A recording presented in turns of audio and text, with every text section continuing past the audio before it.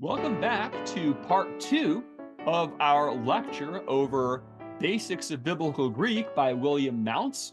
We're looking now at the middle voice, which is discussed in chapter 25 of Basics of Biblical Greek in the third edition. And material is also covered in chapters 18 and 24 of the fourth edition. And we're going to be kind of looking at how both those editions discuss the middle voice, combining them, adding some additional information, so you get a good overview of how the middle voice works. So if you have the third edition, or you just are in chapter 25 of Basics of Biblical Greek, really in either edition, this three-part lecture over chapter 25 of Basics of Biblical Greek will be helpful to you.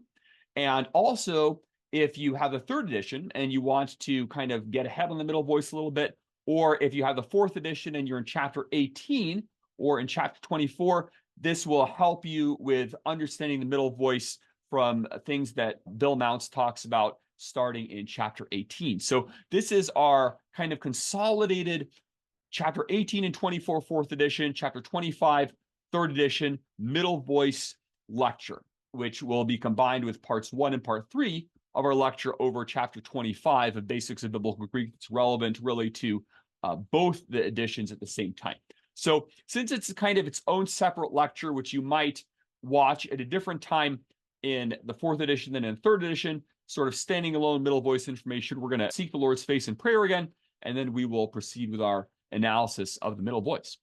Lord, thank you for revealing your truth in the New Testament. Thank you for having the middle voice in the New Testament. We pray that you'd help people watching this video to understand what that voice of your glorious revelation means, that they could properly understand who you are and your truth revealed in the New Testament through it, that they could properly explain it to others, properly preach and teach it. So we just ask for your help for me as I teach this, and for the discipuli who will be watching it, the mathetai, that they would understand what we're learning here, and that you would work in their lives in a great way to be able to be more godly and more equipped to do your work through this lecture. We pray this in Jesus' name. Amen. Okay. By the way, discipuli, I stuck a little Latin word in there. So I'm thinking, mathetai, learners, disciples, Greek, and then discipuli, that's the Latin way to say it. But we're going to do this lecture in English, so that's good. English, Greek, you don't need to know any Latin for this. All right. So welcome back to part 2 here. And we're going to be continuing our study of chapter 25 of William Mounce's Basics of Biblical Greek. And so this is relevant, like I said, to chapters 18 and 24 in the fourth edition, chapter 25 in the third edition, covering things that are in both of those. So whether you have the fourth edition or the third edition, this lecture will help you get a fuller picture of the middle voice, really, I think, than if you just had either one. So as we look at what both of them say about the middle voice.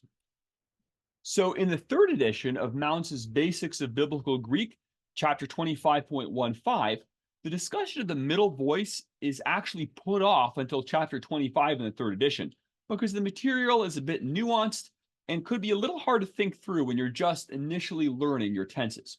In the fourth edition of Mounce's textbook, however, the discussion of the middle voice is moved forward to chapter 18.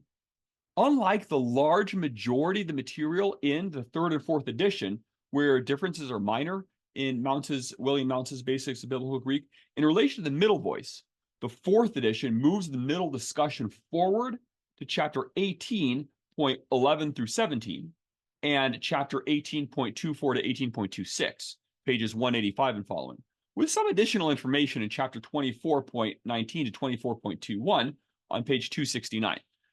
That's instead of, as in the third edition of Basics of Biblical Greek, placing it in chapter 25. So that's why the lecture over chapter 25 has been broken into sections. This is section 2. We already had, hopefully you already watched section 1 of the lecture over 25. And there's going to be a part 3 of the lecture over chapter 25. So those are the fourth edition of Basics of Biblical Greek. You can watch this video earlier or in connection with chapter 18. While those of the third edition are learning about the middle voice right on time. Furthermore, a comparison of the third and fourth editions of the textbook indicates that the middle voice is an area in which there's been a notable development in the discussion.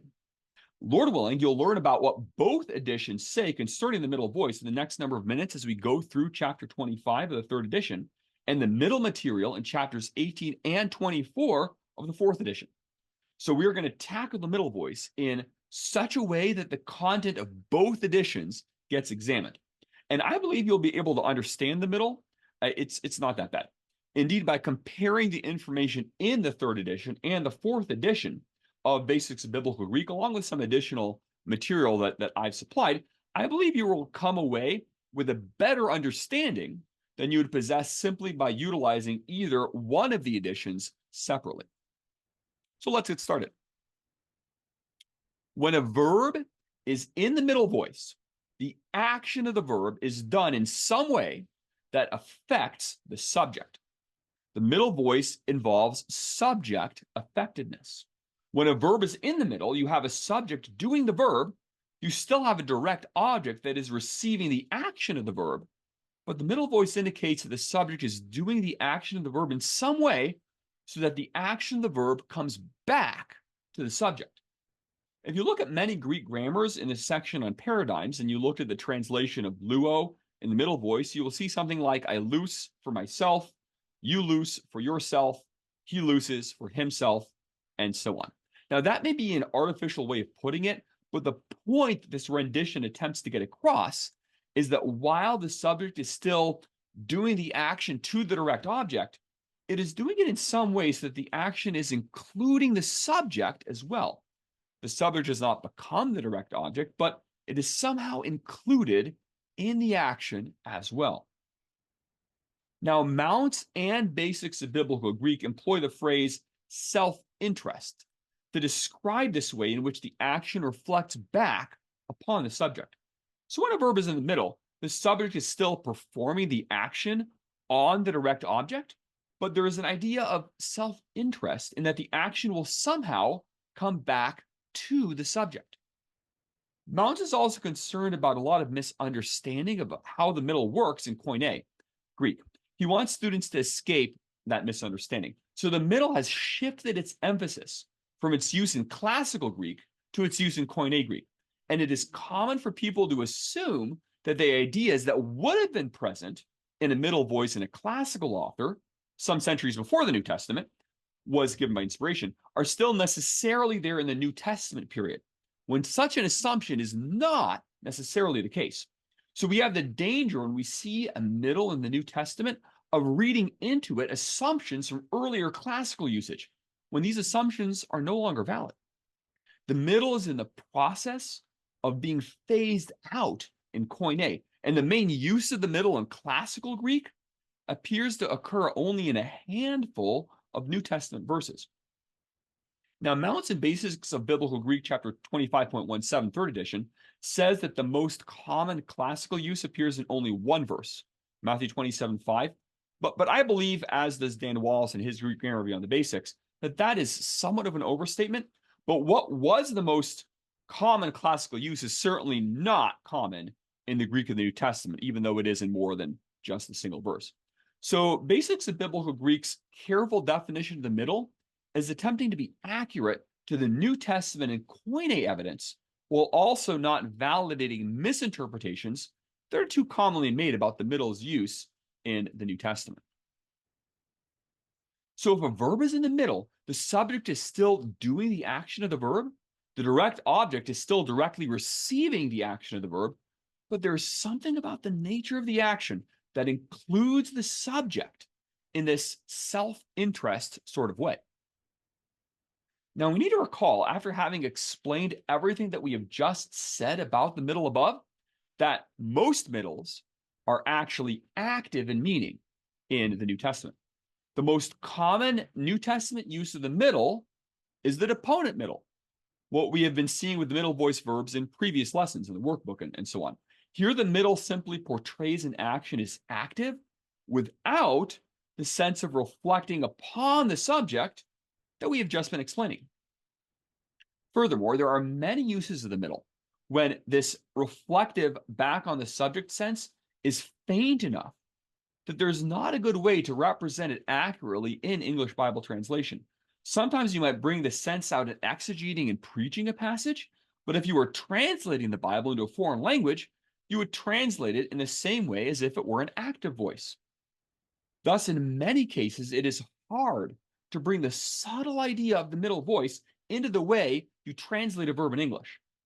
But it is something you can explain as you are preaching or teaching God's inspired text. This use of the middle where the subject does the action of the verb to the direct object, where the participation of the subject is emphasized, so it's not simply an opponent, but there's a genuine reflection back upon the subject, although not one that is always very strong, is called the indirect middle. And it is something that's discussed along with other senses of the middle in works such as Dan Wallace's Greek Grammar Beyond the Basics. So in summary, the middle voice, when it is not deponent, indicates an action done by the subject to the direct object, but done in such a way that it affects the subject. The subject is acting in some way in his or her or its self-interest. The middle voice has subject affectedness. Subject affectedness. So moving on to 25.16 in Mounce's Basics of Biblical Greek, 3rd edition, the second most common category of the middle in the New Testament, where we can see this subject affectedness, is called the indirect middle. Remember, the most common use of the middle is simply for deponent verbs. In other words, you should recognize that, as mentioned above, the indirect middle is not the most common use of the middle voice. So you will come to a form that could be middle or passive and conclude it is passive. You'll come to another middle form, but the lexicon will show its deponent, so you'll translate it as active. But then on occasion, you'll come to a form and it seems just a bit different. Then you should ask yourself, is this an indirect middle? Then you'll look in the lexicon and see if the verb has a special nuance in the middle. And you'll see that with some words, there is indeed the idea of self-interest in the middle forms. So for example, the examples in Basics of Biblical Greek 25.16, 3rd edition, Mounce supplies some examples that say that aiteo means I ask in the active, but I ask for myself in the middle, at least if that's supported by the context.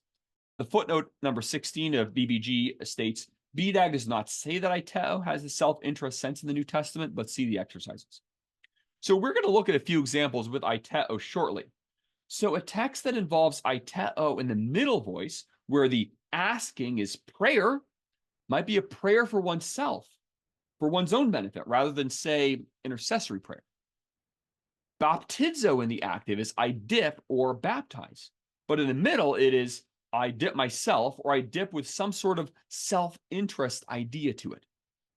For example, consider Markon heptatesseros, Mark 7:4.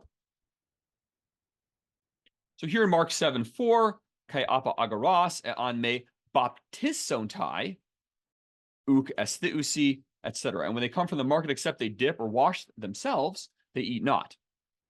Okay? And many other things there be, which they have received a hold, as the washing of cups and pots, brazen vessels, and tables.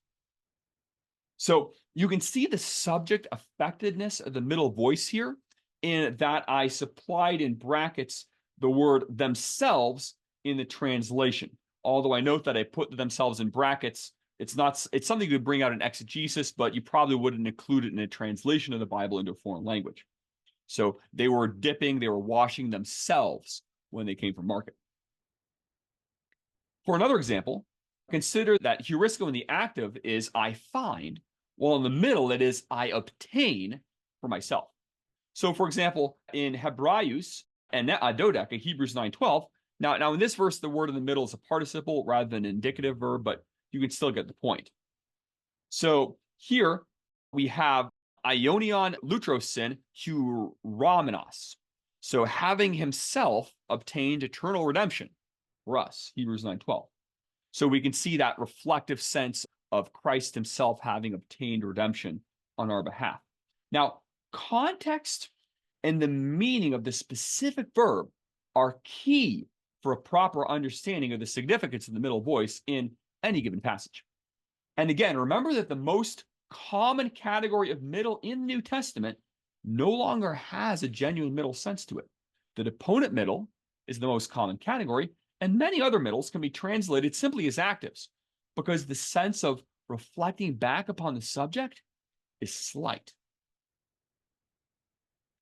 As the BBG professor notes in the margin of page 228 of the third edition of Basics of Biblical Greek, most middle paradigms translate the middle as I loose for myself, they loose for themselves. The problem with learning the middle this way is that the actual force of the middle in the Koine is not normally reflexive, or else the force of the middle is so subtle that it is scarcely discernible. So we need to keep this in mind, be aware of this. Let's move on to 18.12, 18.13 in the fourth edition of Basics of Biblical Greek, and let's look at a few examples of how the subject effectiveness of the middle voice can range from slight to quite pronounced. So in Matthew 7:7, the Lord commands his disciples to ask of God in prayer. Aiteita kai dathesetai humin. Matthew 7:7, ask, active voice, and it shall be given you. As 7:13 indicates, Matthew 7:13, we ask our Heavenly Father, and he gives us good gifts. At least some of the requests in Matthew 7:7 would have been for the people themselves who were asking, but that point is not made by the active verb. Compare that passage with Matthew 20:22. Uk oidete te aitesta. You know not what ye ask. Middle voice. Now here, the mother of Zebedee's sons comes to worship Christ and ask a request of him. So the mother, on behalf of her two sons, asks that they may sit on the Lord Jesus' right hand and left hand in his kingdom. The request was really not the request of the mother alone, but also of the sons. Hence the ye ask, the second person plural of the verb. Mounce does not make this clear, I think, in 18.12 of the fourth edition. It looks there as if it were the mother only who was asking, but really it was ye ask. It was, they were all asking. It was just, they stuck mama out there to speak for them. So why the middle voice? The request that the mother and her sons were making was for themselves. All three of them would benefit eternally by the two sons being at Christ's right and left hand in his kingdom, especially if, as they seem to suppose, there's some sort of patronage system where the son's special position can benefit the mother, in what appears to have been their rather crude view of the Lord's coming kingdom at that point. But the middle voice focuses attention slightly upon the subject of the verb aitesta. They were asking for themselves with a slight degree of subject effectiveness. How about 1 John 5:14? If we ask, middle voice, anything according to his will, he heareth us. Here the middle voice appears to indicate that the request affects the subject. We are asking for ourselves, but the nuance is certainly slight. Now notice that BBG 18.12 fourth edition says that Jesus is thinking of a request in association with this verse. Now, maybe Mounce was saying that the Lord Jesus is God's exalted prophet and the eternal word, inspired the book of 1 John by his spirit, but I suspect that the Jesus in BBG 18.112 fourth edition is supposed to be John. So John is asking, and that's a typo, I think, that when it says Jesus instead of John. John the Apostle wrote 1 John. So in the two examples above, supplied from 18.12 of BBG's fourth edition, we can see that what the professor said on page 228 of BBG's third edition is valid. The force of the middle can be subtle and scarcely discernible. That, by the way, is a reason that the middle was disappearing in Koine Greek. Many of the people who were learning Greek as a second language found the middle to be too subtle. This was not nearly as much of an issue in the classical period for Greek speakers who learned the language from their infancy. Now, in 18.13 of BBG 4th edition, we can see the middle is not always this subtle. So consider Mark 14:54. Ha Petros ein sug kathemenos metaton ma hupe reton kai thermainomenos prostaphos. Peter sat with the servants and warmed himself, middle voice, at the fire. And one more example. Matthew 27:24. Ha Pilatos labon hudor apenipsata keras. Pilate took water and washed his hands. Mounce points out that verbs that describe different facets of grooming tend to be middle. And it should be obvious why. So Pilate washed his own hands. We can see that subject effectiveness, but this did not absolve him from guilt in the greatest crime of all history, the crucifixion of the Son of God. And Peter likewise warmed himself by the fire. We can see that subject effectiveness in a stronger sense in Mark 14:54 and Matthew 27:24 than, say, in that Matthew 20:22 example.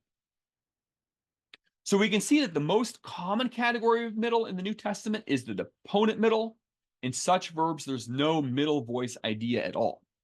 In verbs that have an actual middle sense to them, the subject effectiveness is frequently slight. However, on occasion, the subject effectiveness is more pronounced. Notice as well that verbs that occur in the middle tend to be intransitive. They do not take a direct object, contributing to the focus of the attention on the subject.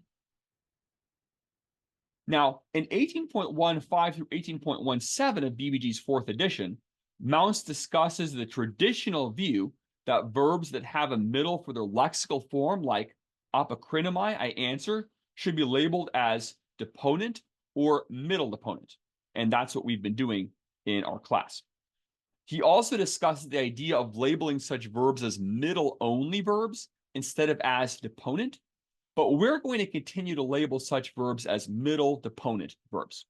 So we will continue to label a form such as apokrinomai as first person middle deponent indicative from apokrinomai, I answer. Moving on to 25.16 in the 3rd edition of Basics of Biblical Greek, going back to the 3rd edition on page 229, footnote number 17, Mounce argues that 1 Corinthians 13:8, in that passage, one should not argue that tongues cease of themselves, despite the use of the middle voice of the verb cease, palo. The idea that tongues cease of themselves has been used by cessationists as part of a comprehensive argument for the cessation of the sign gifts. And we will look at 1 Corinthians 13:8 and Mounce's argument here later in our examination of this chapter of Basics of Biblical Greek. That's going to be in part 3 of our study of chapter 25. Now, a sneak peek, the cessationists who use 1 Corinthians 13:8 have more going for them than one would conclude if he only read Mounce's footnote here. So find out more in part 3. Going on to 25.17 of the 3rd edition of Mounce's Basics of Biblical Greek, we see that in classical Greek, a very common use of the middle is what is called the direct or reflexive middle, where the subject does and receives the action. In classical Greek, when you saw a verb in the middle, this usage is what you would frequently assume is going on. You would assume the middle is reflexive. However, in the New Testament, according to Mounce's 3rd edition, the only text where we have this usage is Matthew 27:5. Kai ripsas ta arguria and to nao, neko resa, kai apelthon apinksata. And he, that is Judas, cast down the pieces of silver in the temple and departed and hanged himself. Apinksata. So if you were translating classical Greek and you saw a middle, you'd frequently do what is necessary when translating Matthew 27:5's middle voice verb to hang. The middle voice on its own, with no reflexive pronoun, signifies that Judas hanged himself. We can see that in Matthew 27:5. You supply the reflexive pronoun himself simply because of the presence of the middle voice verb in Matthew 27:5. A classical Greek writer could simply write Judas hanged or hung and put the verb in the middle voice, and boom, we would know that he hung himself. In a reflexive middle, the subject both performs and receives the action of the verb. Mounce says that some grammarians dispute that even Matthew 27:5 is a legitimate New Testament example of a reflexive middle, but I believe that it is indeed a legitimate example. Dan Wallace, in his Greek Grammar Review on the Basics, supplies some further examples validating that the reflexive middle, which Wallace calls the direct middle, is a legitimate, albeit rare, category in New Testament Greek. Wallace argues that Mark 14:54, Luke 12:37, Acts 12:21, and Revelation 3:18 contain other clear examples of the reflexive or direct middle, while some other passages provide possible, even if not entirely conclusive examples. So it appears that Mounce's statement in the third edition of Basics of Biblical Greek that Matthew 27:5 is the only example of a reflexive middle in the New Testament is a bit overstated. I would note that the fourth edition of BBG no longer contains this statement. Perhaps Mounce himself has come to recognize that it was a bit overstated. Nevertheless, it is true that by New Testament times, in Koine Greek, we regularly see a reflexive pronoun supplied to clarify a reflexive idea. So even if Matthew 27:5 is not the sole instance of a reflexive middle, the reflexive middle is rare. And we usually, to almost always, expect an explicit reflexive pronoun to clarify a reflexive idea. For example, consider Romans 6:11. Huto kai humes lagidzeste heautus nekrus men enai te hamartia zon tastato theo and Christo Jesu to kurio hemon. Likewise, reckon ye also yourselves to be dead indeed unto sin, but alive unto God through Jesus Christ our Lord. So here we see that in addition to the middle voice of lagidzeste, we also have the pronoun heautus present to specify that reflexive idea. This usage, called the redundant middle, is overwhelmingly more common in the New Testament than the reflexive idea being supplied simply through the middle voice on its own. So in the New Testament, we expect a reflexive pronoun to indicate a reflexive idea, while reflexivity contains simply within the middle voice on its own, the direct middle do not require a reflexive pronoun in classical Greek. So moving on 25.18 and 25.19 in the third edition, recall that you've already encountered a lot of middle voice verbs in the workbook, but almost all of them have been deponent. As we discuss the other categories of the middle, you should not lose sight of the fact that middles that have lost their reflexive nuance and should simply be translated with an English active voice are the most common category of usage in the New Testament. In 18.26 of Mounce's fourth edition, the advanced information section of chapter 18, Mounce provides a list of categories of deponent or middle-only verbs. Deponent verbs tend to fit into certain categories based on their meaning. Subject effectiveness is built in. Now, I'd like to note that I think the way Mounce presents things on those pages of 18.26 in his fourth edition is a bit confusing. Not all the examples he provides are verbs that are lexically deponent in BDAG, and some of the examples he provides seem to have clear and strong subject effectiveness to them. So if you have Mounce's fourth edition, I would suggest viewing the categories he gives in 18.26 as examples of types of verbs that are often middle in form, but are not necessarily deponent. I would not be surprised if 18.26 in Mounce's fourth edition gets revised if Mounce ever publishes a fifth edition of his grammar. So in any case, we are going to continue to follow the traditional division of the Greek voice into active, middle, and passive, instead of the new idea, which Mounce brings up in the fourth edition of Basics of Biblical Greek, that perhaps Greek has only two voices, an active and a middle/passive. So Mounce states in the fourth edition of BBG that he believes you are moving away from the traditional three-case view of Greek, which is pictured in the slide you have up. He believes we are moving towards a two-case view of Greek, and that idea impacts what he says in his fourth edition in 18.26. Now, I trust that we are always open to new ideas as long as they're consistent with God's infallible revelation of himself and his word.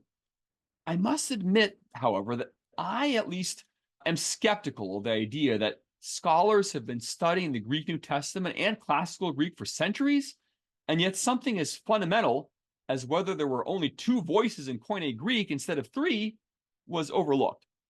That seems like something really important and really hard to miss.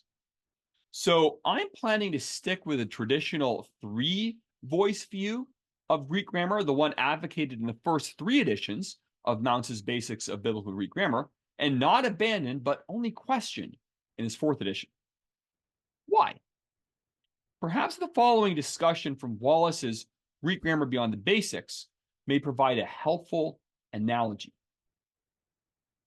So traditionally, New Testament grammars have viewed time as a part of the Greek tense. So when such Greek tense is combined with the indicative mood. In recent years, however, this view has been challenged principally by S.E. Porter and K.L. McKay. Since the traditional view is pervasive in the literature and is in fact assumed to be true, this section will focus on the arguments for the non-temporal view, followed by an evaluation. So he says on page 504. So some people today are saying that the Greek tenses do not grammaticalize time, contrary to the traditional view, which is followed by Mounce, and which I think is clearly correct, that time is involved in Greek tenses. So Wallace has a discussion of this non-temporal view versus the temporal view of Greek tenses. And one argument that Wallace points out in favor of Greek tenses grammaticalizing time is noteworthy. So this is what he says. Several ancient Greek writers, e.g. Protagoras, Aristotle, Dionysius Thrax, distinguish tense forms and describe them in terms of time. It does not seem too much to expect that ancient Greeks knew whether their verb tenses grammaticalized time. Yeah. So the Greeks thought that time was involved in their verb tenses. And that is a strong reason to think that their language did exactly that. Well, what did the ancient Greeks think about the middle voice? A lecture on introductory Koine Greek is not the place for an extensive discussion of this topic. I'm just going to briefly point out what a few ancient Greek grammarians say. So the first is Dionysius Thrax, writing in the 2nd century BC. He said, diatheses eisi tres, energeia, pathos, mesates. So there are three dispositions or voices: activity, passivity, and mediality. Note that his first name is sometimes spelled in English with the final O and sometimes with the final U. So who was Dionysius Thrax? Well, the most influential and well-known Alexandrian grammarian was Dionysius Thrax, whose grammar, 100 BC, became the standard textbook on Greek grammar for the next 1800 years. Although it made no original contributions, it was the most comprehensive treatment of the Greek language to date, classifying and codifying the grammatical thinking of the time. It was largely through Dionysius that the Greek grammar of Plato and Aristotle was transmitted to later generations of students. Well, what did Dionysius Thrax think about the Greek voices? Well, Dionysius Thrax laid a foundation for grammar study that has supported the next 1800 years. He articulated the existence of three voices: active, middle, and passive. So the standard Greek grammar for 1800 years said that Greek had three voices, not two. The idea that Greek has three voices, or dispositions, to use Dionysius Thrax's term, continued with other ancient Greek grammarians. For example, Apollonius Discalus from the 2nd century AD also specifies that Greek has three voices: active, middle, and passive, with the middle between the active and the passive. So he wrote, next, we must speak of the general syntax of verbs, the inflection for voice, active or passive, and the middle voice, which lies between these two. For voice, Greek has active, passive, and middle. In the category of voice, all must be marked as either active or passive or middle. While Apollonius also says in section 146 of his work that Greek has a two-voice system along with the aforesaid middle, it seems clear enough overall that he would support dividing Greek verbs into three distinct categories: active, middle, and passive, rather than only two. What is more, while ancient discussions of the Greek middle voice are not without their difficulties, I would note that the reflexive, subject-affected sense of the middle does receive mention in ancient discussions of the middle. Thus, note the comment on the Greek middle by Diogenes Laertius in the 3rd century AD. He said, reflexive predicates are those among the passive, which, although in form passive, are yet active operations, as he gets his hair cut. For here the agent includes himself in the sphere of his action. So a scholar commenting on this said, this then appears to be a clear instance of the reflexive middle. So if you want to learn more, you can examine the work, The Treatment of the Greek Middle Voice by the Ancient Grammarians in the book Form and Function in Greek Grammar, Linguistic Contributions to the Study of Greek Literature, the citation there on the slide. So I believe that just as it is reasonable to think that the ancient Greeks knew whether their own language grammaticalized time in the different Greek tenses, they also knew whether their own language had three dispositions or voices. So since we see that ancient Greek grammarians and writers on Greek language believed that their language had three voices, and since we also see evidence for the reflexive or subject-affectedness idea for the middle, even if ancient Greek grammatical discussions are not without their difficulties, we should be hesitant to abandon the traditional view of Koine Greek as a three-voice system, especially since that view of Greek has effectively explained the phenomena of the New Testament and other Koine Greek literature for centuries. So that is why we're going to stick to the traditional view of Koine Greek as a three-voice language. What are some common categories of the Greek middle? Mounce lists the following in 18.26 of the 4th edition of Basics of Biblical Greek. I'm going to tell you, in addition to supplying his examples, if the verb he mentions is lexically deponent in BDAC. You would assume that all of them are deponent verbs from reading the first paragraph of 18.26, but that would be an incorrect assumption. So categories of middle voice verbs. So first we have motion, which would be a change in location or body position. So ego, crayon echo, hupat su, baptistenai, kai su erche, bidag erchamai, prosme. I need to be baptized by you, and yet do you come to me? Or lego tuto, par eutheti, kai par euetai, bidag par euo, but so not deponent. But in our literature only is middle and passive, par euomai, Luke 7:8. I say to this one, go, and he goes. Kathemai, bidag kathemai, basil issa, kai kera uch emi. I sit as a queen and am no widow. So we can see that a category of the middle voice is motion, change in location or position. Another category of middle voice are verbs of emotion. Tau te epon hoi ganesautu hati efabunta. Bidag fabeo, but in our literature, only passive fabetmai. Tus Judaius. His parents said this because they were afraid of the Jews. So verbs of emotion can be in the middle voice. Verbs of grooming can be in the middle voice. Me meremnate te psuche te fageta meda to somati te and ducesta. Bidag and duo. Luke 12:22. Do not be anxious about your life, what you will eat, or about your body, what you will put on to wear. BDAG footnote number 16, we are not to be anxious about having clothes to put on ourselves. So verbs of grooming can be in the middle voice. Spontaneous processes with no external cause. Like in Matthew 13:32, hoten de auxethe, maidzon ton lachanon estin kai genetai, BDAG genemai dendron. But when it is grown, it is larger than all the garden plants and becomes a tree. So spontaneous processes with no external cause can be in the middle voice. Benefactive verbs, where the action benefits the subject in some way, can be in the middle voice. So 1 Corinthians 14:14, eon prosieuchomai, bidag prosieuchomai, a deponent, glose, ta pneuma mu prosieuchetai. For if I pray in a tongue, my spirit prays. Or Matthew 10:40, ha dechamana sumas emet dechetai, bidag dechamai. Whoever receives you receives me.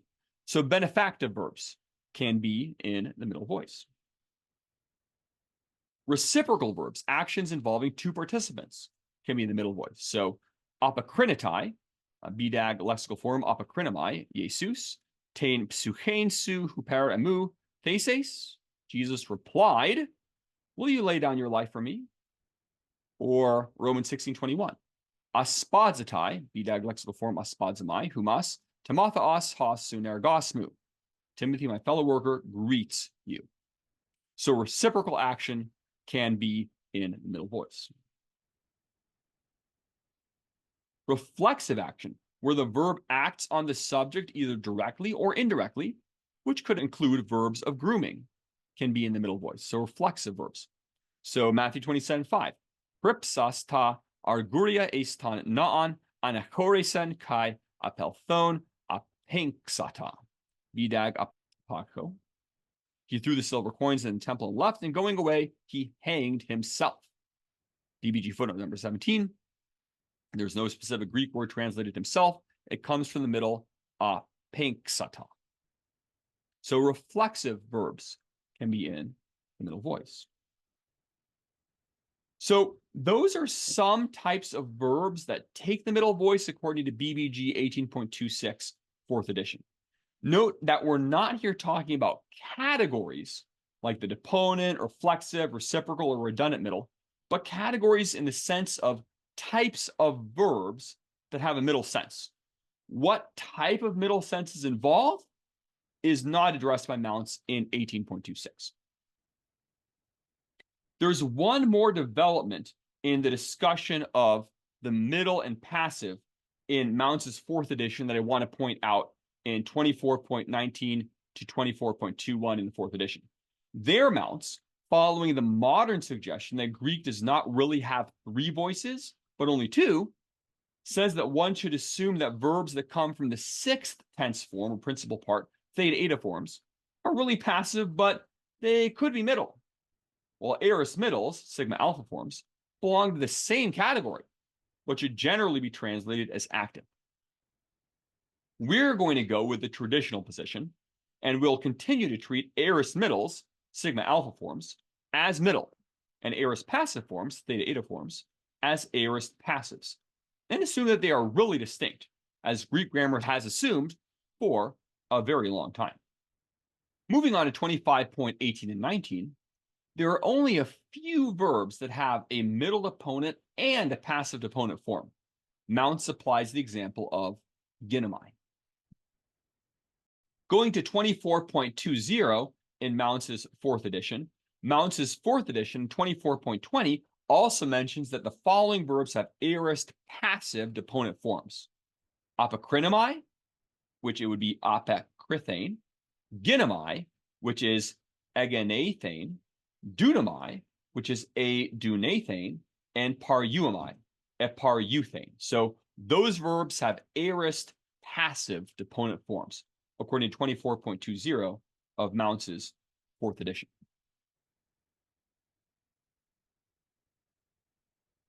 Moving back to 25.20 in Mounce's 3rd edition, in terms of parsing, Mounce suggests that in the future, or the aorist, the middle and the passive forms are different. So you can say middle, or middle deponent, or passive deponent, since, as we just mentioned, they are all different. But if you are in the present or the perfect, where the middle and the passive are identical forms, Mounce suggests that you assume it is passive or deponent. You will be correct the majority of the time.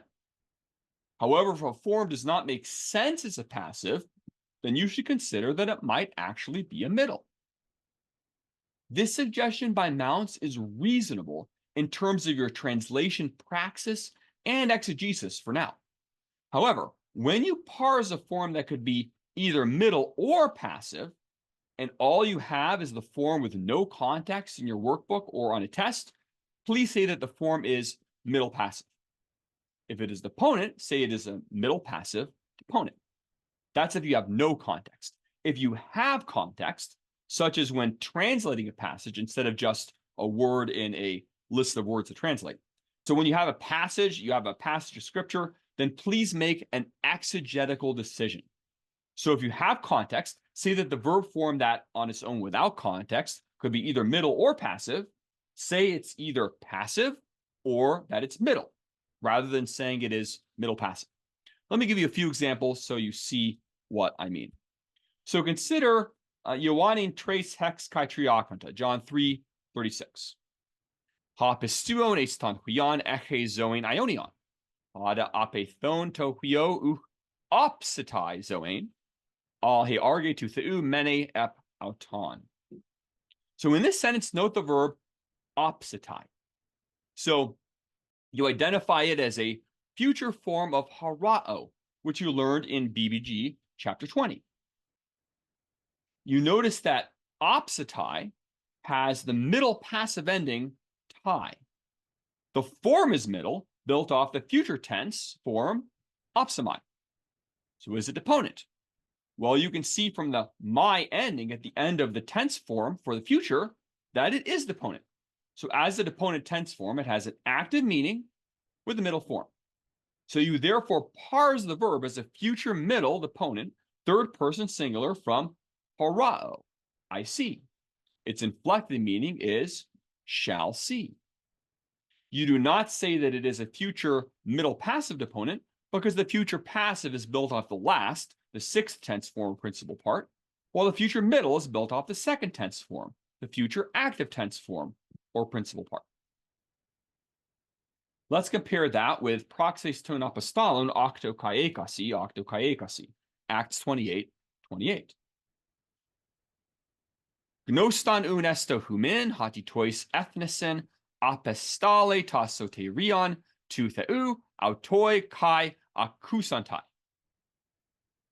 So here the akusantai has the sigma tense formative of the future, and the ending tai is a middle passive ending, not an active ending.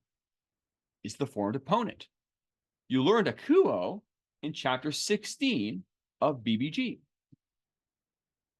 You can see that the future active tense form from which akusantai is formed is akuso. So the form akusantai in praxis ton apostolon octo kai ekasi, Acts 28:28, is not deponent, since it is not formed from the tense form akusthein, but the tense form akuso. You know it is future middle and not future passive. You would expect that the verb has an actual middle sense to it, therefore. That is, the salvation of God is sent to the Gentiles, and they will hear it for themselves, and they will hear it. The Gentiles hear the salvation of God in a way that reflects in some way back upon themselves, unlike the Jews who, in the context, reject the salvation of God for themselves. Note also the express subject autoi.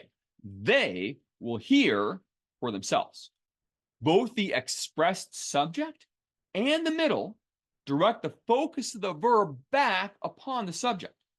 You therefore label the form akusantai as a future middle indicative, third person plural of akuo, I hear, having the inflected meaning of they will hear for themselves. Or if you were to speak the translation out loud, they will hear. Thus you parse akusantai as a future middle indicative, third person plural. In Matthaion heis kai ekasi decatrace, Matthew 21:13, we read, kai lege autois gegraptai, ha oikos mu oikos prasuches clay thesitai, humesta auton epoiesata spelion leiston. What's the parsing for clay thesitai? Well, we learned this verb in chapter 17 of Basics of Biblical Greek.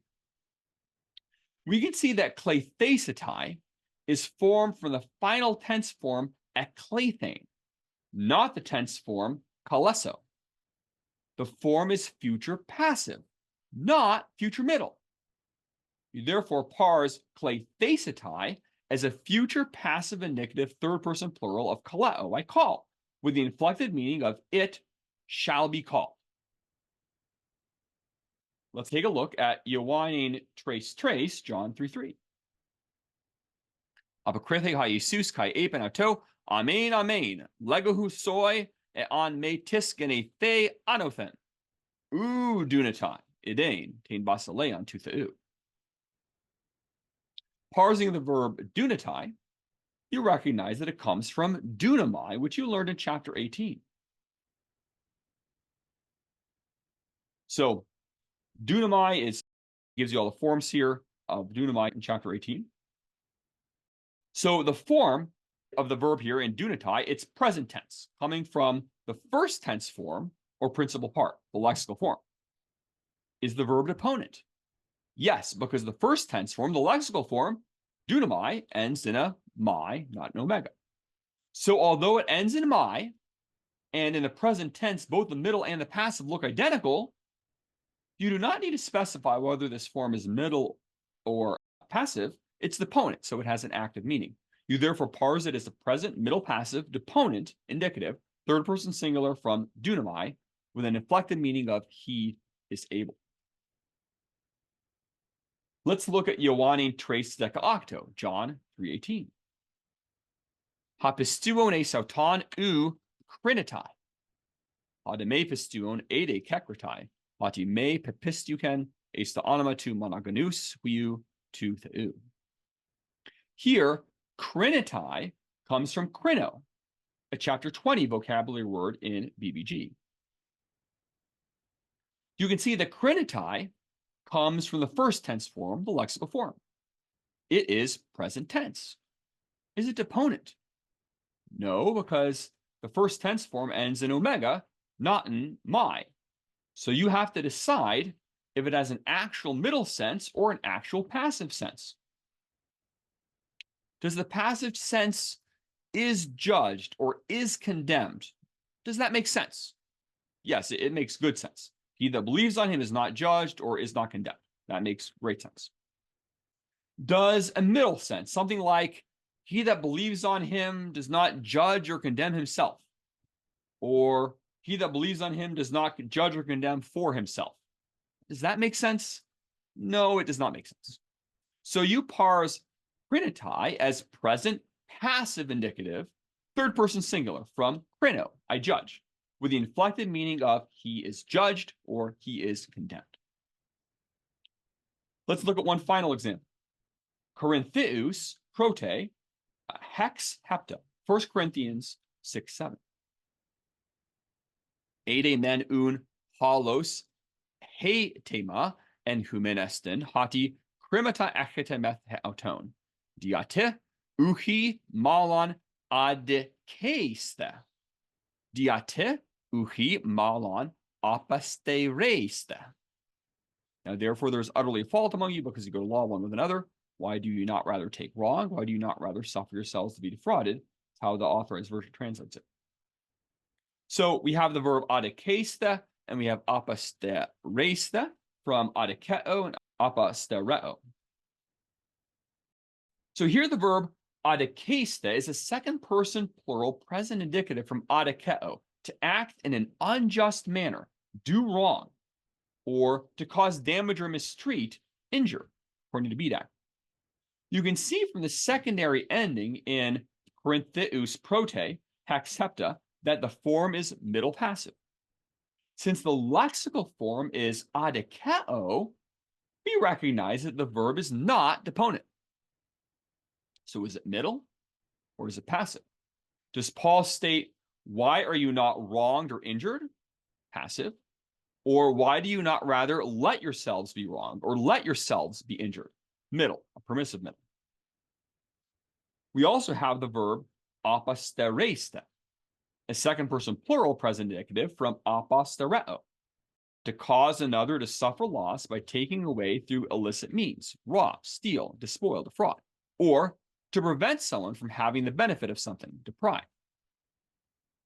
So here again, the verb does not have an active form, but a middle passive form. And it is not deponent since the lexical form is apostereo, not apostereomai. So is it passive? Why not rather be defrauded or be robbed? Or is it middle? Why do you not permit yourselves to be defrauded or permit yourselves to be robbed? A permissive middle. In either case, you should not label the form as simply second person plural present middle passive indicative, but as second person plural present middle indicative, or second person plural present passive indicative, depending on what you think the context best supports. Now, if you had no context, if you just had these verbs floating out there with no context, both forms could simply be labeled as second person plural present middle passive indicative. But you do have context, so you should pick the one or the other, making an exegetical decision. I believe both verbs are middle, and I think that the way the King James Version translates the verse also indicates that the Authorized Version views them as middle as well. What is the point of these examples? If a verb is in a tense where the middle and passive have different forms, such as the future and aorist, then even without context, a form with secondary endings should be identified as middle or as passive.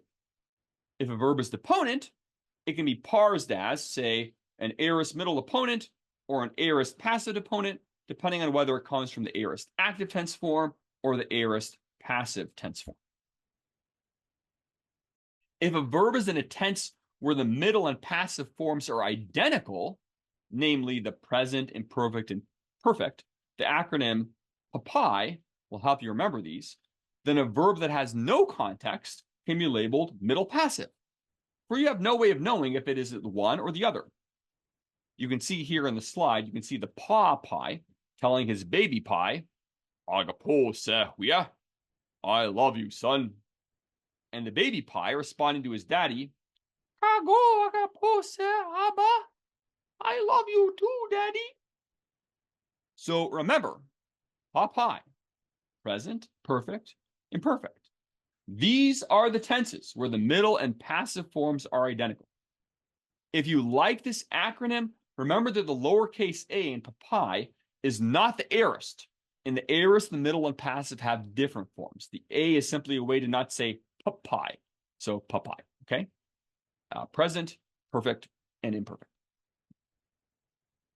So a verb that is deponent can be labeled as a present middle passive deponent or a perfect middle passive deponent, for example, because in such verbs, the meaning is active, not middle or passive. So context will not give you the information to determine a middle or a passive sense.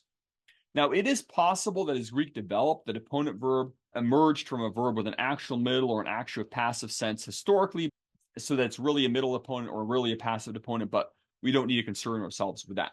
However, a verb that is in a tense where middle or passive forms are identical, but is not deponent, should be labeled as middle or as passive, not as middle passive, because the context will let you know whether a passive or a middle idea is being conveyed by the writer.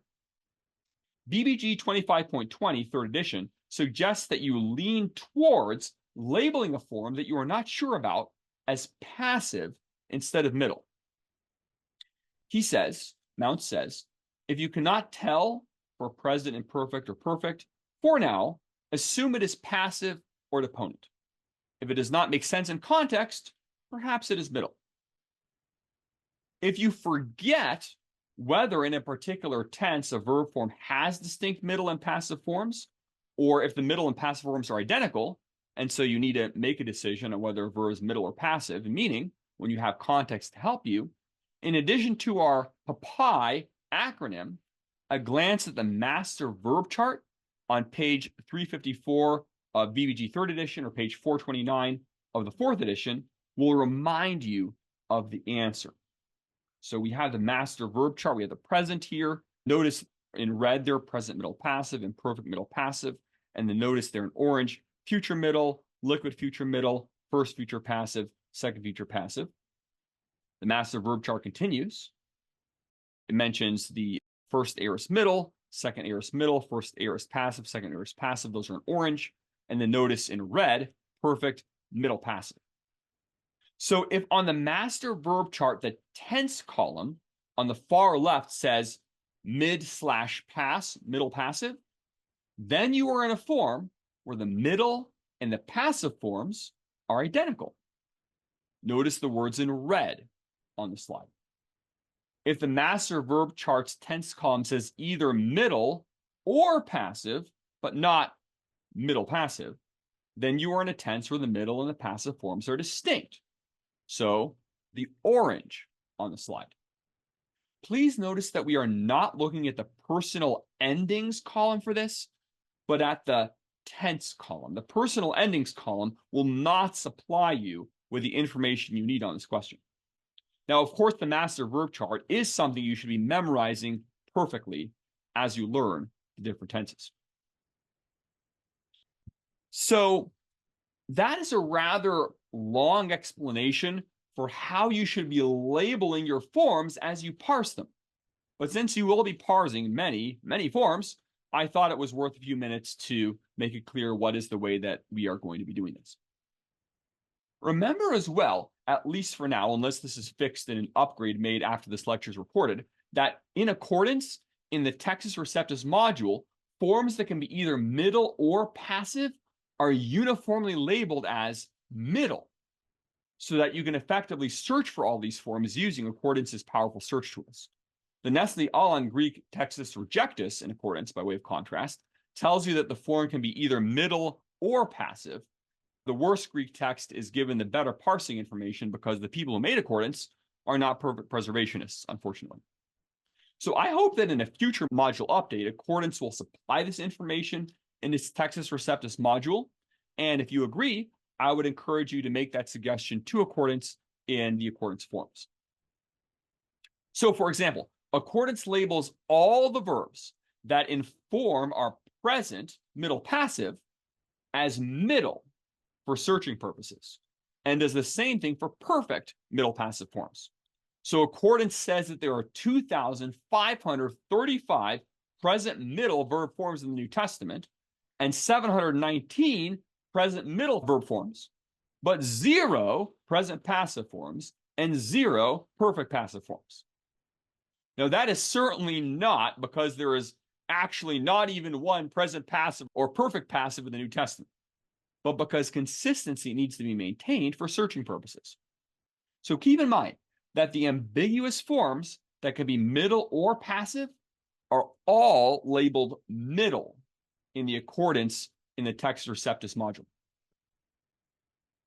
So that is all you need to know about the middle for now. It isn't that bad, but I believe you can understand why Mounce delayed describing it until chapter 25 in Basics of Biblical Greek, at least in the 3rd edition. In the 4th edition, he moves the middle discussion up a number of chapters, as we discussed already. So going on to 25.21 in the 3rd edition and 25.17 in the 4th edition, you now know all the tenses in the indicative mood. Congratulations. Agathos. That is a great step. That is tremendous progress. Accordance states that there are 15,789 indicative verbs in the New Testament, and you have made tremendous progress towards being able to parse them all. That is certainly a cause for celebration. So please continue to part 3 of the lecture over Mounce's Basics of Biblical Greek, chapter 25. You have learned a lot, but there's still some more to cover in this chapter.